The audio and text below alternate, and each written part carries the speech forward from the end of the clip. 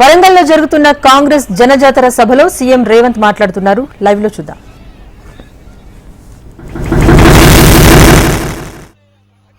మీ అందరి దగ్గరికి వచ్చి మీకందరికి విజ్ఞప్తి చేసిన ఈ తెలంగాణ రాష్ట్రాన్ని పట్టి పీడిస్తున్న, తెలంగాణ రాష్ట్రాన్ని దోసుకుంటున్న కల్వకుంట్ల చంద్రశేఖరరావు నుంచి విముక్తి కలిగించాలి అనంటే ఈ వరంగల్ జిల్లాలో మొత్తానికి మొత్తం కాంగ్రెస్ ఎమ్మెల్యేలు గెలవాలి. అప్పుడే ఈ రాష్ట్రానికి పట్టిన చీడ పీడ విముక్తి కలుగుతుందని ఆనాడు ఇచ్చిన మాట ప్రకారం మీరందరూ 12లో 10 మంది ఎమ్మెల్యేలను గెలిపించి అండగా నిలబడి ఈనాడు తెలంగాణ రాష్ట్రంలో ఇందిరమ్మ రాజ్యం ప్రజాపాలన వచ్చిందంటే ఈ వరంగల్ గడ్డ అండగా నిలబడ్డందుకే ఇవాళ ప్రజారాజ్యం ఏర్పడ్డదని మీ అందరికీ నేను సవినయంగా చెప్పదలుచుకున్నా. మిత్రులారా, ఈనాడు అందుకే మీకు మాట ఇస్తున్నా. మా మిత్రులు వరంగల్ జిల్లా గురించి, వరంగల్ ప్రాంతం గురించి ఎస్ఆర్ఎస్పి స్టేజ్ 1 స్టేజ్ 2తో పాటు స్టేజ్ 3 దేవాదుల ఈ ప్రాంతంలో పెద్దలు కడియం శ్రీహరి గారి అనుభవాన్ని ఉపయోగించుకొని ప్రతి నియోజకవర్గంలో ప్రతి ఎకరాకు సాగునీటి నీళ్లను అందించే బాధ్యత తప్పకుండా ఈ వరంగల్ ఉమ్మడి జిల్లాకు ఇచ్చే బాధ్యత కడియం శ్రీహరి గారికి ఉన్న నీతి నిజాయితీతో పాటు వారి అనుభవాన్ని సంపూర్ణంగా వినియోగించుకొని మీ ఆగిపోయిన ప్రాజెక్టులను పూర్తి చేయడమే కాదు, ప్రతి ఎకరాకు నీళ్ళిచ్చే బాధ్యత ఈ ప్రభుత్వం తీసుకుంటుందని ఈ వేదిక మీద నుంచి తెలియజేస్తున్నా. ఇదే కాదు, ఎర్రబల్లి లాంటి చీడ పురుగులను ఓడించి ఐటీలో రాణించిన యశస్విని, అదే విధంగా ఝాన్సీ గారు, వీళ్ళందరూ అమెరికాలో ఐటీ రంగంలో రాణించి ఈ ప్రాంత ప్రజలకు అండగా నిలబడాలని ఈరోజు మీ ప్రాంతంలో ప్రజల మధ్యలో వాళ్ళు ఉన్నారు.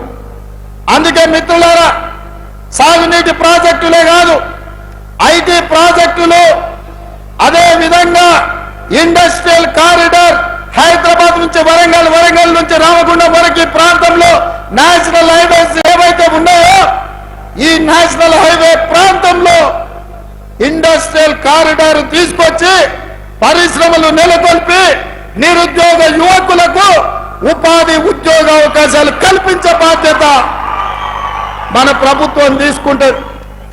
అదేవిధంగా మా పద్మశాలి సోదరులు ఆనాడు రాజంజాయి మిల్లులలో పరిశ్రమలు రాణిస్తే అవి కాలగర్భంలో కలిసిపోయి, అందుకే ఈరోజు ఈ వరంగల్ ప్రాంతంలో టెక్స్టైల్ పార్కును అభివృద్ధి చేసి ఆ పరిశ్రమను ముందుకు తీసుకెళ్లి మా పద్మశాలి సోదరులకు అండగా నిలబడి టెక్స్టైల్ పార్కును అంతర్జాతీయ స్థాయిలో అభివృద్ధి చేసే బాధ్యత కాంగ్రెస్ పార్టీ తీసుకుంటుంది.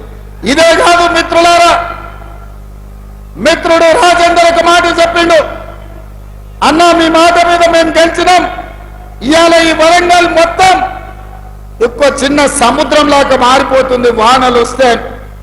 నయం కాల్వ గురించి కాదు నేను చెప్పేది, ఈ వరంగల్ పట్టణానికి 100% అండర్ గ్రౌండ్ డ్రైనేజ్ ఏపించే బాధ్యత.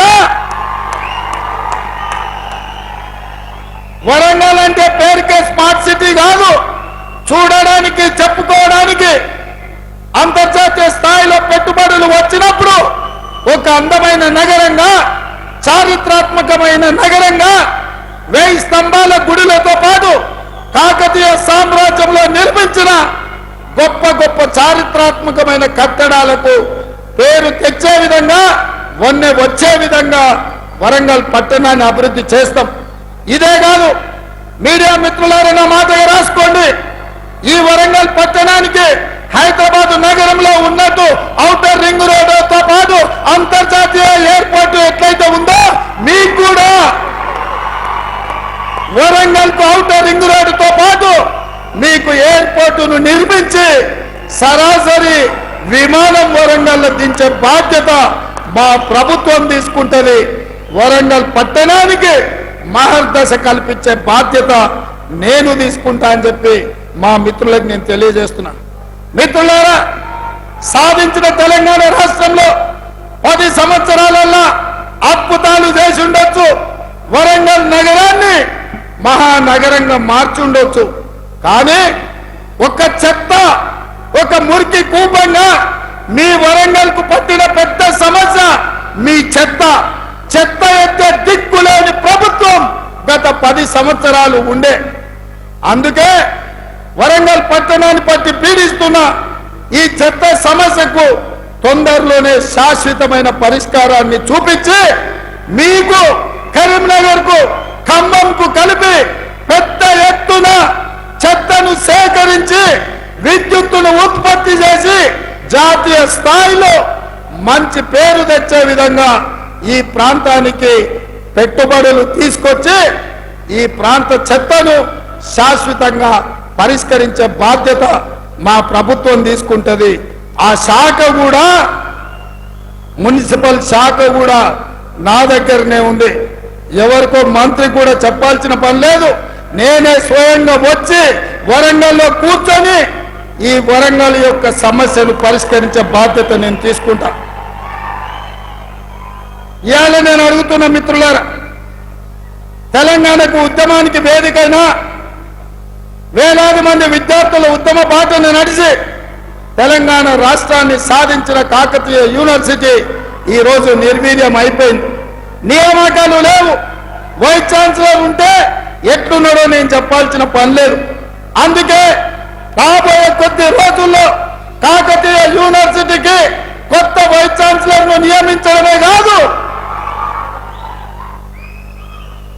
ఉపాధ్యాయులను అందరినీ నియమించి పేదల బిడ్డలకు నాణ్యమైన చదువును అందించే విధంగా కాకతీయ యూనివర్సిటీ ప్రక్షాళన చేసి మీకు అంతర్జాతీయ స్థాయిలో చదువులు చెప్పించే విధంగా మా ప్రభుత్వం యొక్క నిర్ణయం ఉండబోతుంది. ఎందుకంటే విద్యాశాఖ కూడా నా దగ్గరనే ఉంది మిత్రులారా. అదే విధంగా ఈరోజు విద్య, వైద్యం, అక్కడ హాస్పిటల్లో అర్ధాంతరంగా నిర్మాణం ఆగిపోయి ఉన్నాయి. హాస్పిటళ్లను పూర్తి చేసి హైదరాబాద్ కు రావాల్సిన అవసరం లేకుండా ఏ అవసరం ఉన్నా ఉత్తర తెలంగాణ మొత్తం వరంగల్కి వచ్చే విధంగా వైద్యుని కూడా రాణించి ఈ ప్రాంతంలో అభివృద్ధి చేసే బాధ్యత కాంగ్రెస్ పార్టీ తీసుకుంటుందని చెప్పి నేను ఈ సందర్భంగా తెలియజేస్తున్నా. మిత్రులారా, నిన్న నేను చూస్తున్నా మామ అల్లుళ్ళు తోకదెగిన బల్లులాగా ఎగురులాడుతున్నారు. బల్లి తోక తెగితే ఎట్లా ఎగురుతుందో మామ అల్లుళ్ళు కూడా గట్లనే ఎగురుతారు. ఇంకా అధికారం మత్తు దిగిందో లేదో నాకు అర్థం కాలే. అయ్యగారికి మరి ఫామ్ హౌస్ లో వేసిన మత్తు కూడా దిగిందో లేదో నాకు తెలియదు. అసెంబ్లీకి మాత్రం రాడు. చర్చల మీద మాట్లాడతామంటే పారిపోతాడు. ఎవరినో ఒకరిని అడ్డం పెట్టుకొని అసెంబ్లీకి రాకుండా తప్పించుకున్నాడు. అసెంబ్లీ రాని